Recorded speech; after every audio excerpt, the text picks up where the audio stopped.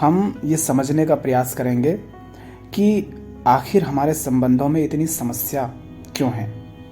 क्योंकि जितना मैं देख पा रहा हूँ, जितना समझ पा रहा हूँ, मैं देख रहा हूँ कि मनुष्य के दुख का कारण, मनुष्य यदि दुखी है, परेशान है, अशांत है, तनावग्रस्त है, तो कहीं ना कहीं उसके पीछे, उसके मूल में उसके संबंध ही हैं।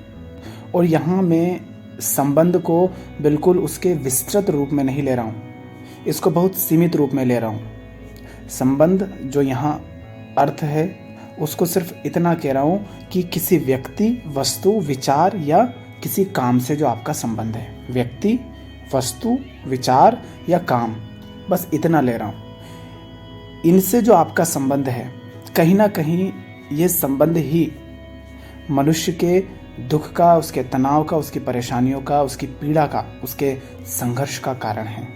तो हम ये समझने का प्रयास करेंगे, कोशिश करेंगे कि आखिर हमारे संबंधों में समस्या होती क्यों है। तो कृष्णमूर्ति की शिक्षा को भी हम शामिल करेंगे इसमें और देखते हैं कि क्यों हमारे संबंध जो एक तरफ तो हमें दुख दे रहे हैं, पीड़ा दे रहे हैं, तनाव दे रहे हैं, किंतु दूसरी तरफ हम उन्हें छोड़ना भी नहीं चाह रहे हैं। तो आखिर ऐसा है क्यों? तो ध्यान से समझिए, हम जो लोग हैं, क्या हमारे संबंध किसी न किसी तरह की आवश्यकता या किसी न किसी तरह की निर्भरता पर टिके हुए नहीं हैं? हम यदि किसी व्यक्ति से, किसी वस्तु से, किसी विचार से, किसी काम से यदि जुड़े हैं तो कोई ना कोई आवश्यकता है या किसी न किसी तरह की निर्भरता है। क्या सिर्फ इसी कारण हम नहीं जुड़े हैं? और ये जो निर्भरता है, ये जो आवश्यकता है, ये आर्थिक भी हो सकती है, ये मनोवैज्ञानिक भी हो सकती है, हमें मानसिक संतुष्टि मिल रही हो या हमें आर्थिक रूप से कोई फ़ायदा हो रहा हो। किसी भी तरह की निर्भरता हो सकती है, किसी भी तरह की आवश्यकता हो सकती है, किंतु क्या ऐसा नहीं है? ऐसा ही है। देखिए आप अपने संबंधों को, जिससे भी आप जुड़े हैं, कहीं ना कहीं आपको वहाँ से आर्थिक लाभ हो रहा होगा या फिर किसी न किसी तरह की आपकी किसी आवश्यकता की पूर्ति हो रही होगी। बिना किसी आवश्यकता के, बिना किसी निर्भरता के आप किसी से जुड़ते नहीं हैं। दुनिया में इतने लोग हैं, आप बाजार से गुजरते हैं, कितने लोग आपके सामने से गुजरते हैं। आप जहाँ हो, आपके सामने से न जाने कितने लोग गुजर जाते हैं। क्या आप सभी से वैसे मिलते हैं जैसे किसी रिश्तेदार से, किसी मित्र से या जिससे आप जानते हैं उससे मिलते हैं? नहीं मिलते ना। हजारों लोग आपके सामने से गुजर जाएंगे पर आप किसी एक से जाकर ही चिपक जाते हैं। क्यों? क्योंकि कहीं ना कहीं वहाँ निर्भरता है, आवश्यकता है। तो हमारे संबंध क्या है? आवश्यकता पर टिके हुए हैं, निर्भरता पर टिके हुए हैं। इसी तरह मान लीजिए आप किसी व्यक्ति के साथ रहते हैं तो आपको मानसिक संतुष्टि मिल रही होती है। यह भी हो सकता है कि किसी व्यक्ति के साथ रहने से आपको सुरक्षा का अनुभव होता हो। जैसे मैंने देखा है कि ऐसा होता है, अक्सर जो लड़कियां होती हैं वो कहती हैं कि मैं जब पापा के साथ होती हूँ या भाई के साथ होती हूँ या अपने किसी मित्र के साथ होती हूँ तो मुझे डर नहीं लगता। तो इसका अर्थ क्या हुआ कि उसे सुरक्षा का अनुभव होता है किसी के साथ रहने से। तो अपनी सुरक्षा को लेकर वो किसी और पर निर्भर है। तो इस तरह हमें मनोवैज्ञानिक स्तर पर या आर्थिक रूप से कोई ना कोई लाभ हो रहा होता है, किसी न किसी आवश्यकता की पूर्ति हो रही होती है या किसी न किसी तरह से हम निर्भर होते हैं उस व्यक्ति पर, उस वस्तु पर, उस विचार पर, उस काम पर जिससे हम संबंधित हैं। और यही हमारे संबंधों में उलझन का, हमारे संबंधों में दुख का मूल कारण है। ये आवश्यकता, ये निर्भरता ही हमारे संबंधों में पीड़ा का, समस्या का मूल कारण है। होता क्या है निर्भरता से? जब किसी पर निर्भर होते हैं तो आप भयभीत होते हैं। जब आप किसी पर निर्भर होते हैं तो वहाँ भय का जन्म हो जाता है। कैसे? आप मान लीजिए किसी व्यक्ति पर निर्भर हैं तो आपको ये भय बना रहेगा कि कहीं वो व्यक्ति आपसे छिन ना जाए, वो मिट ना जाए। अब ये 100% नहीं है, पर अधिकांशतः ऐसा देखा जाता है कि एक स्त्री अपने पति पर निर्भर रहती है विवाह के बाद, आर्थिक रूप से भी, मनोवैज्ञानिक रूप से भी, अपनी सुरक्षा के लिए भी, और कई तरह से। मैं एक साधारण स्त्री की बात कर रहा हूँ, सबकी नहीं, पर अधिकांश ऐसा होता है। तो वो स्त्री क्या चाहेगी? अगर वो उस व्यक्ति पर निर्भर है तो इसके मन में भय पैदा होगा कि कहीं ये व्यक्ति किसी और से बात ना कर रहा हो, कहीं ये व्यक्ति किसी और का ना हो जाए, कहीं ये मुझसे छिन ना जाए, कहीं ये मर ना जाए। भय पैदा होता है ना। तो आप जो कोई भी हैं, देखिए जिस भी चीज़ पर आप निर्भर हैं, क्या उसके छिन जाने का भय आपको नहीं है? आप अपने घर में सुरक्षित हैं, वर्षा से बचते हैं, धूप मिट्टी से बचते हैं, हवा से बचते हैं। क्या आपको अपने घर के टूट जाने का भी भय नहीं होता है? जब कोई दरार पड़ जाती है दीवार में तो भय पैदा होता है। तो जिस चीज़ पर आप निर्भर रहेंगे उसके छिन जाने का, मिट जाने का, टूट जाने का भय पैदा होता है। तो ये भय कहाँ से आया? भय आया निर्भरता से। हमारा संबंध है घर से, हमारा संबंध है पति से, और संबंध है क्यों? क्योंकि हम उस पर निर्भर हैं। तो निर्भरता के कारण जो संबंध बनता है उसमें भय पैदा होता है। तो बताइए, जहाँ भय है वहाँ प्रेम कैसे हो सकता है? भय हो तो प्रेम नहीं हो सकता। और फिर होता क्या है जब भय पैदा होता है? पत्नी को भय है कहीं पति छीन ना जाए। अब क्या होगा? हमारे संबंध तो ऐसे ही हैं। अब क्या होगा कि पत्नी अपने पति का मालिक बनना चाहेगी, उसको पकड़ के रखना चाहेगी, उसको कस के रखना चाहेगी। तो क्या होता है? पहले तो आती है निर्भरता हमारे संबंधों में। निर्भरता के कारण भय पैदा होता है कि कहीं वो छीन ना जाए, और भय के कारण पैदा होती है मालकियत, मालिकाना भाव, मालिक बन जाने का एहसास कि ये जो व्यक्ति है, जो वस्तु है, जो विचार है, जो काम है, मैं इसका मालिक हो जाऊं, ताकि ये जो कुछ भी करे वो मेरे अनुसार ही करे। ये कहाँ जाता है, क्या करता है, किससे मिलता है, क्या बात करता है, सब मुझे पता होना चाहिए। यही तो है मालिक हो जाना। तो भय से पैदा होती है मालकियत का एहसास। ठीक, इसको उल्टा भी कर लो कि पति अपनी पत्नी का मालिक बनना चाहता है। दोनों तरफ से देख लो। पिता अपने पुत्र का मालिक बनना चाहता है, बॉस अपने कर्मचारियों का मालिक बनना चाहता है। यही तो है ना हमारे संबंध, और यही तो मालिक बनते हैं ना। क्यों? क्योंकि हम उन पर निर्भर हो जाते हैं और हमें डर होता है कि कहीं वो हमसे छिन ना जाए। फिर क्या होता है? जब मालिक बनने की कोशिश करते हो तो तुम ये भूल जाते हो कि जिसके मालिक तुम बनने की कोशिश कर रहे हो वो भी एक जीवित चेतना है, वो भी मुक्त उड़ना चाहता है। तुम यदि पंछी को पिंजरे में बंद कर दोगे तो वो तड़फड़ाएगा, वो उड़ना चाहेगा, उसके चोट लगेगी, उसकी चोंच में चोट लगेगी, उसके पैरों में चोट लगेगी, उसके पंख में चोट लगेगी, तो वो उड़ना चाहता है, उसे दर्द होगा। अब बताओ, उसको तुमने यदि पिंजरे में कैद कर दिया, माने उसके तुम मालिक हो गए, तो क्या वो तुमसे प्रेम कर पाएगा? नहीं।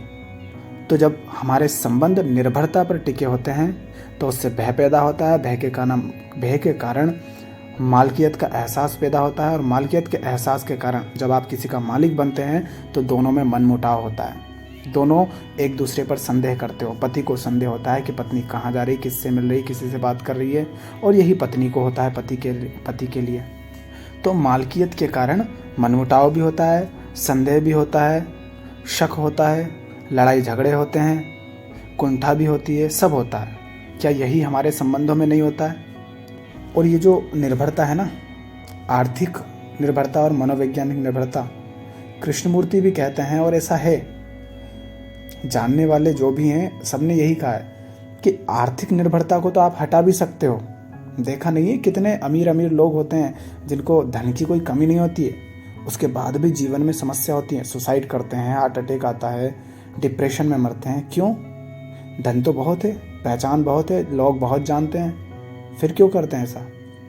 क्योंकि मनोवैज्ञानिक मुक्ति उनके पास उपलब्ध नहीं है। मनोवैज्ञानिक रूप से वो निर्भर हैं किसी ना किसी पर। तो कृष्णमूर्ति यही कह रहे हैं कि ये जो आर्थिक निर्भरता है इसको तो हटाया भी जा सकता है। कोई संगठन हो, कोई सरकार हो जो वास्तव में इसको हटाने की कोशिश करे, या किसी अन्य तरीके से इसको मिटाया जा सकता है। किंतु बड़ी समस्या है मनोवैज्ञानिक निर्भरता। जब हम मनोवैज्ञानिक रूप से किसी अन्य पर निर्भर हो जाते हैं, सुख पाने के लिए, तुष्टि पाने के लिए, संतुष्टि पाने के लिए, खुशी पाने के लिए, प्रेम के लिए जब हम किसी अन्य पर निर्भर हो जाते हैं तब समस्या बढ़ जाती है। क्योंकि ये जो है खुशी, तुष्टि, संतुष्टि, सुख कोई दूसरा आपको दे नहीं सकता। हाँ, कुछ क्षण के लिए मिल सकता है आपको, किंतु सदा के लिए कोई और तुम्हें ये सब नहीं दे सकता। तो ये जो मनोवैज्ञानिक निर्भरता है, इसमें होता क्या है? इसमें होता यह है कि तुम्हें ये लगता है, जैसे हम पत्नी का उदाहरण लेकर चल रहे हैं, अब इसमें पत्नियों को, स्त्रियों को बुरा लगाने की आवश्यकता नहीं है यदि आप समझना चाहते हैं तो ये जो मनोवैज्ञानिक समस्या है, इसमें होता यह है कि जब आप मनोवैज्ञानिक रूप से किसी और पर निर्भर रहते हैं, जैसे पत्नी पति पर निर्भर है, तो पत्नी को ये लगता है कि मेरा अस्तित्व पति के कारण ही है, मैं जो कुछ हूँ, मैं जैसी हूँ, वो सब पति के कारण ही है।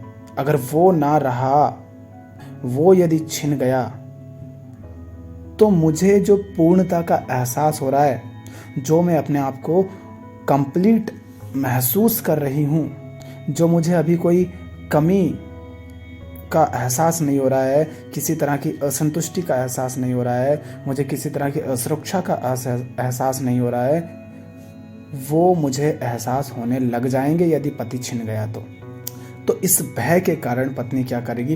पति पर पूरी पाबंदियां लगाएंगी, मोबाइल चेक करेंगी। यही करते हैं ना, इसको थोड़ा हम नीचे स्तर पर ला रहे हैं। मोबाइल चेक करेगी, देखेगी कि किससे मिल रहे हैं, क्या बात कर रहे हैं, क्या काम कर रहे हैं, कहाँ जा रहे हैं। थोड़ा सा लेट हो गए ऑफिस का टाइम था 7 बजे आना और थोड़ा सा लेट हो गया, 7:30 8 बज गए, तो घबरा जाएगी, पूछेगी कहाँ गए थे, क्यों गए थे। यही सब होता है ना आम जीवन में हमारे।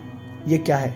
ये भय है, और ये मालिक बनने का एहसास है, मालिक बनने की कोशिश की जा रही है कि तुम वैसा क्यों नहीं हो जैसे हम चाहते हैं। यही तो मालकियत है। लड़की कहीं गई थी पढ़ने के लिए और थोड़ा सा लेट आई, तो पिताजी क्या कहेंगे?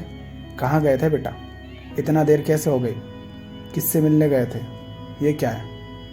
ये मालकियत ही तो है, क्योंकि लड़की के कारण पिता की इज्जत है कि देखो लड़की समय पर घर आ जाती है, घर से ज़्यादा बाहर नहीं जाती है। और लोगों को यदि पता चल गया कि देखो इनकी लड़की तो रात रात भर बाहर रहती है, न जाने कितने लड़कों से बातें करती हैं, तो क्या होगा? पिता की इज्जत छिन जाएगी ना।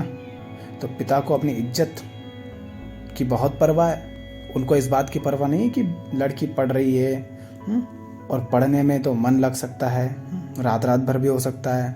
और मैं उनकी बात कर रहा हूँ जो वास्तव में पढ़ाई के लिए गई हूँ, तो ऐसा हो सकता है। पर पिता ठहरे सामाजिक आदमी, जिनको लड़की से ज़्यादा अपने समाज की परवाह है, इज्जत की परवाह है। भले इज्जत हो ही ना उनकी, फिर भी इज्जत की परवाह होती है। देखा ना समाज में, जिनकी इज्जत नहीं होती उनको भी इज्जत की परवाह होती है, जिनकी नाक ही नहीं होती उनको नाक कट जाने का डर होता है। तो इस तरह से क्या होता है कि हम मालिक बनते हैं जब हम भयभीत होते हैं किसी को खोने के लिए, और भय पैदा होता है निर्भरता से। और इसी कारण फिर क्या होता है, पति पत्नी में द्वंद्व पैदा होते हैं, झगड़े होते हैं, संदेह होता है एक दूसरे पर। इसी तरह बाप और बेटी में लड़ाई झगड़े होते हैं, जो प्रेम था वो मिट जाता है, शक संदेह चालू हो जाते हैं, ईर्ष्या चालू हो जाती है। तो जब हम किसी पर निर्भर होते हैं तो भय पैदा होता है, भय से मालिकाना एहसास पैदा होता है। और इसी कारण फिर हमें ये डर होता है कि कहीं कोई हमसे छीन ना जाए। और यही कारण है कि जिसके छीनने का हमें भय होता है, हम उसके सदा मालिक बनने को आतुर रहते हैं। तो हमारे संबंधों में ये जो भय है ये बना ही रहता है। ये भय, ये संदेह, ये शक, ये सब बने रहते हैं, और हम इनको नाम देते हैं बहुत सुहावने, बहुत प्यारे। क्या नाम देते हैं? अरे पिता को चिंता हो रही थी ना बेटी की। क्यों? पिता प्रेम करते हैं बेटी से। चल हट फुद्दू, तुम्हें चिंता हो रही थी? चिंता होती तो तुम खुद जाकर साथ उसके बैठते कि बेटा तब तक पढ़ना है, तुम पढ़ो, हम तुम्हें लेने आ जाएंगे, कॉल कर देना। तो हम उन सबको प्रेम के पीछे, प्रेम शब्द के पीछे छिपा देते हैं अपने डर को। पत्नी कहेगी मैं जी आपसे बहुत प्रेम करती हूँ, मुझे बड़ा डर लग रहा था कहीं आपको कुछ हो तो नहीं गया। अरे छुपा क्यों रहे हो, तुम उन पर निर्भर हो। तो हम बड़े सुहावने, बड़े प्यारे, लुभावने शब्दों के पीछे अपने डर को, अपनी निर्भरता को छुपा देते हैं। हम कहते हैं हमें चिंता हो रही थी, हम आपसे प्रेम करते हैं, कहीं आपको चोट तो ना लग गई। इन सब शब्दों के पीछे हम अपनी निर्भरता को, अपने शक को, संदेह को छुपा जाते हैं। तो भय सिर्फ यही नहीं है, भय कई तरह से होते हैं। ठीक है, जैसे कोई काम हो तो हम क्या करते हैं, हम यहाँ वहाँ जो भटकते रहते हैं। क्यों भटकते रहते हैं? इस भय के कारण ही तो भटकते रहते हैं ना। कुछ हमें भय होता है, कहीं भूखे ना मर जाएं, कहीं कुछ चीज़ ना छिन जाए, कहीं लुट ना जाएं, कहीं फेल ना हो जाएं। तो हम देखो अपने जीवन में जहाँ भी भयभीत होते हो, वहाँ किसी ना किसी तरह से आप निर्भर हो किसी चीज़ पर, क्योंकि बिना निर्भरता के भय आता नहीं। और ये निर्भरता ही हमारे संबंधों की मूल समस्या है, जिसके कारण संबंधों में दुख होता है। निर्भरता हमने कहा आर्थिक हो सकती है, मनोवैज्ञानिक भी हो सकती है। हम किसी से संतुष्टि पाने के लिए निर्भर हैं किसी पर, किसी के साथ हमें सुरक्षा का अनुभव होता है। कई तरह की निर्भरता हो सकती है। तो क्या ये संभव है कि हम बिना किसी पर निर्भर हुए, बिना किसी द्वंद्व के, बिना किसी शक और संदेह के, क्या एक दूसरे से संबंधित हो सकते हैं? क्या हम प्रेम कर सकते हैं? क्योंकि यदि हम अपने सुख के लिए किसी अन्य व्यक्ति पर या समाज पर या परिवेश पर निर्भर रहते हैं, तो हमारे लिए वे सब आवश्यक बन जाते हैं। माने जिस पर हम निर्भर हैं वो सब फिर हमारे लिए आवश्यक बन जाते हैं। कैसे? जैसे कि आप समाज में रहते हैं, अब समाज में कुछ धारणाएं चलती हैं। देखिए, इनको ध्यान से देखिए, अपने आप में, अपने जीवन में इनको देखिए जो कहा जा रहा है। हम समाज में रहते हैं, समाज में कुछ धारणाएं होती हैं, कुछ परंपराएं होती हैं, कुछ मान्यताएं होती हैं, जो सब पहले से बनी बनाई हैं, बना रहे हैं लोग, चलती आ रही हैं। हमारी एक प्रकार की संस्कृति होती है, खाने पीने का एक ढंग होता है, पहनने का एक ढंग होता है, रहने का एक ढंग होता है, बातचीत का एक ढंग होता है, भाषा कौन सी बोलते हैं वो एक अलग होती है। तो ये सारी व्यवस्था समाज में है। ठीक, तो इस तरह क्या हुआ कि हम इन सब पर निर्भर हो गए और ये सब क्या हो गए, हमारे लिए आवश्यक हो गए। ठीक, तो हमने क्या कहा कि यदि हम अपने सुख के लिए किसी अन्य व्यक्ति पर या समाज पर या हमारे आसपास के परिवेश पर निर्भर हैं, तो ये सब हमारे लिए आवश्यक बन जाते हैं। तो जो हमने कहा धारणाएं, मान्यताएं, परंपराएं, संस्कृति, रूढ़ियाँ, ये सब हमारे लिए आवश्यक हो गई, क्योंकि इनके कारण हमें सुख की प्राप्ति हो रही है। इससे समस्या क्या पैदा होती है? इससे समस्या ये पैदा होती है कि हम उनमें जकड़ जाते हैं, और जब उनमें एक बदलाव की आवश्यकता होती है तब भी हम उन्हें बदलना नहीं चाहते। हम उनमें ऐसे जकड़ जाते हैं कि उनमें किया जाने वाले किसी भी बदलाव का उग्र विरोध करते हैं। क्यों? क्योंकि हम अपनी मनोवैज्ञानिक सुरक्षा के लिए, अपनी मनोवैज्ञानिक सुविधा के लिए उन पर निर्भर हो चुके हैं। जैसे इसको एक उदाहरण से समझिए, जब डार्विन ने इवोल्यूशन की थ्योरी नहीं दी थी, तो उससे पहले तक हम मानते थे कि हम सबको, मनुष्य को ईश्वर ने बनाया है, ये संसार ईश्वर की रचना है। ठीक, किंतु जब डार्विन ने कहा, उन्होंने जब कहा कि ये सब तो इवोल्यूशन का परिणाम है और आपको किसी ईश्वर ने नहीं बनाया, बल्कि आप तो जंगलों से आए हैं, पानी के बैक्टीरिया से आए हैं, तो देखा होगा आपने कितना विरोध हुआ है। आज भी हो रहा है, लोग तो मानने से भी इनकार कर रहे हैं, बहुत सारे तो, कि ऐसा हो ही नहीं सकता। तो ये क्या, ये एक मान्यता थी इनकी, इन्होंने एक धारणा बना रखी थी, ऐसा मान रखा था। तो पर और उसमें था क्या, उस धारणा के कारण हमें एक मनोवैज्ञानिक रूप से सुरक्षा मिल रही थी, सुविधा मिल रही थी कि कोई ईश्वर है, कोई परमात्मा है जिसने हमें बनाया है, जो हमें हमारे कर्मों के हिसाब से स्वर्ग या नरक में भेजेगा। भले ही हम आज दुखी हैं, परेशान हैं, पर चलो आगे जाकर तो स्वर्ग मिल सकता है। सुविधा थी ना ऐसी, मनोवैज्ञानिक स्तर पर ऐसी सुरक्षा थी, ये संतुष्टि थी। किंतु जैसे ही किसी ने इसमें बदलाव करने की कोशिश की, जैसा कि डार्विन ने किया, तो लोगों ने उनका विरोध किया। भले ही वो बदलाव आवश्यक था, क्योंकि वही तथ्य है, जैसे पहले कहा जाता था कि पृथ्वी चपटी है, पर लोगों ने बहुत शुरू में बहुत विरोध किया कि चपटी हो ही नहीं सकती, गोल है, ऐसा कहा जा रहा है। लोगों ने विरोध कहा कि चपटी ही है, गोल नहीं हो सकती, पर तथ्य तो यही है कि गोल है पृथ्वी। गोल माने वो जो अंडाकार जो भी कहा जाता है उसको, पर चपटी नहीं है। तो विरोध हो रहा है ना, क्यों? क्योंकि हम उस पर निर्भर हो चुके हैं। बहुत लंबे समय से हम उस पर निर्भर हैं मनोवैज्ञानिक रूप से। अपनी सुरक्षा और सुविधा के लिए हमने बहुत सारी बातें गढ़ ली हैं, उसके आधार पर हमारे विश्वास बन चुके हैं। तो जैसे ही उनमें कोई बदलाव किया जाता है, कोई सही बदलाव भी, तो उसका विरोध होता है। अब देख लो ना, संविधान में भी बहुत सारी ऐसी बातें हैं जो बनाई थी कुछ समय के लिए, पर अब उनमें जब बदलाव करने का प्रयास किया जाता है तो क्या होता है? विरोध होता है ना। क्यों? क्योंकि लोग उन चीज़ों पर, वो जो अधिकार हैं, जो कुछ भी हैं, उन पर निर्भर हो चुके हैं। और जब वो उनमें बदलाव किया जा रहा है तो भयभीत हो जाते हैं, क्योंकि उनको डर है कि अब छिन जाएगा सब, और इसी के कारण फिर विरोध होता है। देख पा रहे हो किस तरह से ये सारी दुनिया काम कर रही है।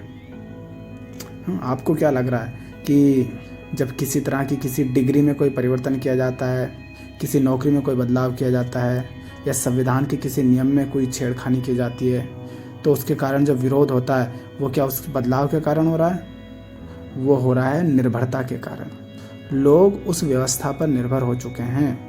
लोगों ने वहाँ अपने स्वार्थ खोज लिए हैं। देखो आज अपने देश में, भारत की बात कर रहा हूँ, कितने पाखंडी बाबा हैं, जादू चमत्कार भूत प्रेत के नाम पर ढोंग कर रहे हैं। पर जिस शहर में वो ये सब कर रहे हैं, इन सब पाखंड के कारण उस शहर में लगातार भीड़ बनी रहती है, और भीड़ बनी रहती है तो दुकानें चलती रहती हैं। तो जिन लोगों की दुकानें उस भीड़ के कारण चलती हैं, अब बताओ उस पाखंडी बाबा का अगर विरोध भी किया जाएगा तो ये जो दुकान वाले लोग हैं ये भी उन लोगों के खिलाफ में खड़े हो जाएंगे जो पाखंड के खिलाफ खड़े हैं, जो बाबा के खिलाफ खड़े हैं। क्यों? क्योंकि यदि बाबा चले गए तो इनकी दुकान भी ठप पड़ जाएगी, तो ये गलत का भी साथ देंगे। क्यों? क्योंकि निर्भर हैं उस पर। तो ये जो विरोध होते हैं ना, इनमें कहीं ना कहीं भय है, कहीं ना कहीं निर्भरता है।